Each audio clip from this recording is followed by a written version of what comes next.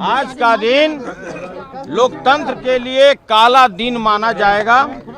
आज जो यह सदन में हुआ, लोकतंत्र के मंदिर में हुआ लोकतंत्र की हत्या, यह अभूतपूर्व है।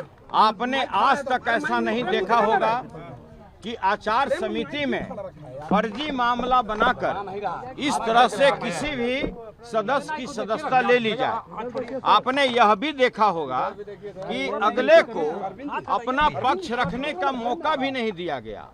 ये पटकथा दिनांक 19 अप्रैल 24 को एक अन्य मार्ग में माननीय बिहार के मुख्यमंत्री नीतीश कुमार के नेतृत्व में बन चुका था।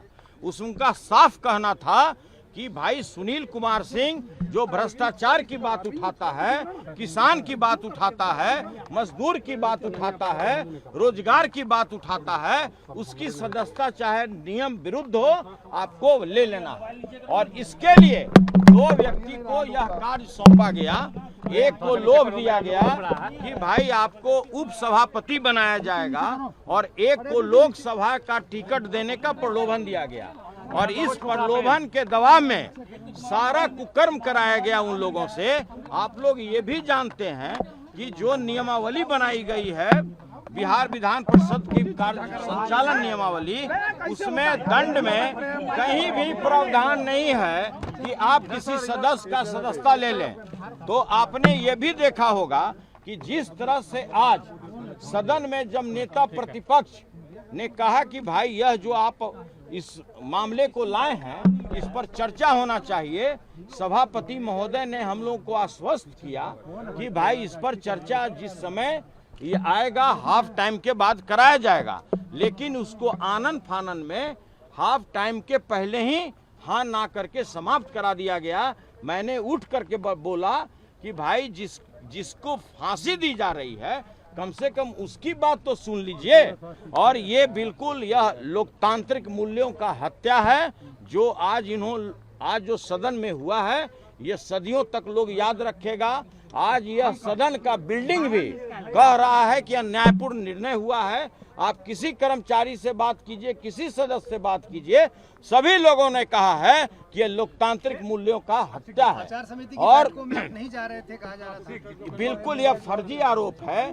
जितने बार भी हमको नोटिस मिला, उस समय लोकसभा का चुनाव चल रहा था, मैंने कहा कि राष्ट्रीय जनता दल ने मुझे स्टार कैंपेनर बनाया है, मैं सारण का प्रभारी हूं, इसलिए जैसे ही लोकसभा का चुनाव खत्म होगा मैं आपके दिए हुए तिथि पर उपस्थित होकर सभी वस्तु स्थिति की जानकारी दूंगा।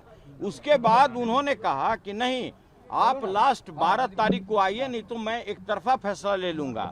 12 तारीख को उपस्थित होकर मैंने समिति के समक्ष कहा कि भाई जब तक हमको साक्ष्य नहीं दीजिएगा नेचुरल जस्टिस के तहत, जब तक आप वीडियो का क्लिप नहीं दीजिएगा तब तक हम कैसे जवाब दे सकते हैं।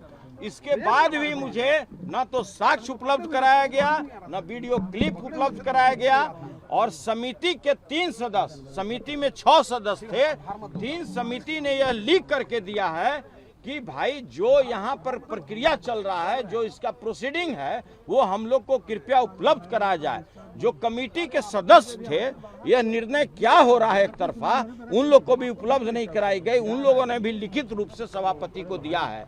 इतना ही नहीं, आपने ये भी देखा होगा कि कहीं भी दंड में, कहीं भी उसमें निष्कासन का और किसी भी तरह का सदस्यता उसका लेने का कोई प्रावधान नहीं है। इसमें दंड में स्पष्ट लिखा हुआ है। लेकिन इस तरह से गैर कानूनी कार्य करके नीतीश कुमार जी के दबाव में, आप अच्छी तरह जानते हैं कि जिस तरह से यहाँ भ्रष्टाचार व्याप्त है, लगातार हमारी राष्ट्रीय जनता दल यह मामले को सदन में उठाती थी, हम लोग इस मामले को उठाते थे और इसी का खामियाजा हमें भुगतना पड़ा। कार्रवाई होना चाहिए था बिहार के माननीय मुख्यमंत्री नीतीश कुमार पर, जिन्होंने लगातार हमें बर्बाद करने की धमकी दी। नीतीश कुमार पर कार्रवाई होना चाहिए। जिस तरह से उन्होंने महिलाओं को अपमानित करने का काम किया और जिस तरह से दोनों सदन में उनका बयान आया, कार्रवाई उनके ऊपर होना चाहिए। कार्रवाई उनके ऊपर होना चाहिए। कार्रवाई उनके ऊपर होना चाहिए था कि भाई अभी हाल में ही उन्होंने दलित महिला विधायक को जिस तरह अपमानित भाषा का प्रयोग किया, कार्रवाई उनके ऊपर होना चाहिए। लेकिन उनके अपने आका को खुश करने के लिए सारे गरिमा को लोग त्यागते हुए, सारे कानून को ताक पर रखते हुए उन्होंने एक तरफा कार्रवाई मेरे विरुद्ध किया है। क्या करेंगे? देखिए, आगे निर्णय लेना मेरा पार्टी का काम है। राष्ट्रीय जनता दल के राष्ट्रीय अध्यक्ष आदरणीय लालू प्रसाद जी ने सदन में गरीबों की बात रखने के लिए, अल्पसंख्यकों की बात रखने के लिए, किसानों की बात रखने के लिए हमको भेजा था और हम लोग 100% उस मामले को उठाते रहे, भ्रष्टाचार पर बात करते रहे। कोई ऐसा जिला नहीं है, कोई ऐसा अनुमंडल नहीं, कोई ऐसा प्रखंड नहीं जहां बगैर रिश्वत का कार्य होता था। एक साथी ने आप माफी मांग लिया, आप भी क्या माफी मांगने कहा? देखिए, माफी मांगना चाहिए माननीय नीतीश कुमार को कि उन्होंने अपराध किया है, उन्होंने गलत आचरण किया है। वो लगातार सदस्यों को बर्बाद करने की धमकी देते रहे। हम लोगों ने कभी भी जो विधान परिषद की जो प्रक्रिया और कार्य संचालन नियमावली है उसके प्रतिकूल हमने कभी कोई कार्य नहीं किया है। सभी लोग जानते हैं, हम लोग जनहित के मुद्दा उठाते थे जो माननीय मुख्यमंत्री जी को नागवार गुजरता था। माननीय मुख्यमंत्री जी के दबाव पर सारी कार्रवाई की जा रही थी और इसकी पटकथा मैंने पहले भी कहा है कि 19 अप्रैल को ही तैयार कर दी गई थी एक अन्य मार्ग में। उसके अलावे देश में पहली बार आपने देखा होगा कि जो पत्र हमारा हाथ से लोग स्वीकार नहीं करता था, जो हम सभापति या जो आचार समिति के अध्यक्ष थे उनको देते थे, तो मैंने डाक से भेजना शुरू किया। डाक मेरा लौटा दिया जाता था। मेरा डाक कहता था कि नहीं, सचेतक सुनील कुमार सिंह का चिट्ठी रिसीव नहीं करना है। इस तरह का वाकया इस सदन में हुआ है और यह बिल्डिंग भी आज आंसू रो रहा है कि जिस तरह का न्यायपूर्ण कार्य मेरे साथ किया गया है, जिस सदस्य के साथ किया गया है, आज मेरे साथ हुआ है, कल किसी और के साथ होगा। सरकार आती है और जाती है। आज वाकया मेरे साथ हुआ है, कल अगले के साथ होगा, लेकिन बिल्कुल अन्यायपूर्ण कार्य है। कोई आदमी को उपसभापति बनना था, किसी को लोकसभा का सदस्य बनना था और नीतीश कुमार जी ने उन लोगों को प्रलोभन देकर दबाव में ऐसा कार्य कराया है जो नियम संगत नहीं है। आज तक पूरे देश के इतिहास में ऐसी घटना नहीं हुई है कि कोई व्यक्ति अगर वेल में आकर के न्यायपूर्ण तरीके से, संसदीय तरीके से अगर अपनी मांग को रख रहा है, किसानों की मांग को रख रहा है, जो बेरोजगार युवक है उसकी मांग रख रहा है और उसकी सदस्यता खत्म कर दी जा रही है। मिमिक्री करने का भी है, आप नीतीश कुमार की मिमिक्री कर रहे हैं। बिल्कुल फर्जी आरोप है। अगर मिमिक्री आप कभी भी, आप लोग मीडिया वाले हैं, आप लोग भी जब कार्य संचालन होता है तो उस समय आप लोग भी उपलब्ध होते हैं। कभी भी वीडियो निकाल लीजिए कि क्या डॉक्टर सुनील कुमार सिंह ने कभी मिमिक्री की, और यदि मिमिक्री करता भी तो वो भी अपराध नहीं है, वो भी अपराध के श्रेणी में नहीं है कि कोई किसी की मिमिक्री करे और उसकी आप सदस्यता ले लें। आप लोग जानते हैं कि भारत के माननीय प्रधानमंत्री जी भी किसी की मिमिक्री किए लेकिन उनकी सदस्यता नहीं गई। यह बिल्कुल फर्जी है, यह आरोप फर्जी है और ये लोग डिटरमाइंड थे। पटकथा पहले से तैयार था और इसमें जिस तरह का आरोप लगाए गए हैं, कहीं दूर दूर तक मेरे ऊपर आरोप साबित नहीं होता है।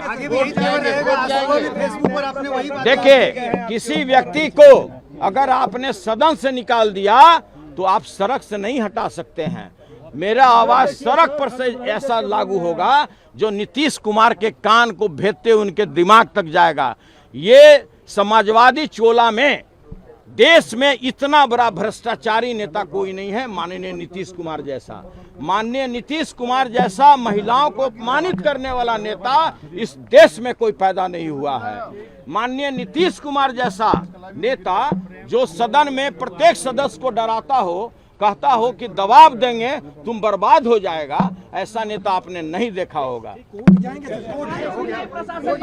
यह निर्णय कोर्ट जाएंगे कि नहीं जाएंगे, यह निर्णय लेना पार्टी का काम है। हमारी राष्ट्रीय जनता दल राष्ट्रीय अध्यक्ष आदरणीय लालू प्रसाद जी, तेजस्वी यादव जी निर्णय लेंगे कि आगे हमको क्या करना है।